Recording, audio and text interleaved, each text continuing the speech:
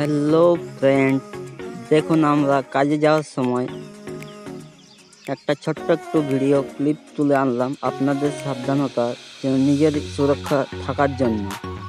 দেখুন, যারা যারা এই ভোরবেলা গাড়ি চালান কিংবা সাইকেল চালান, একটু দেখে শুনে গাড়ি বা সাইকেল চালাবেন, কারণ এত কুয়াশায় সামনে কি আসছে না আসছে বোঝা যায় না।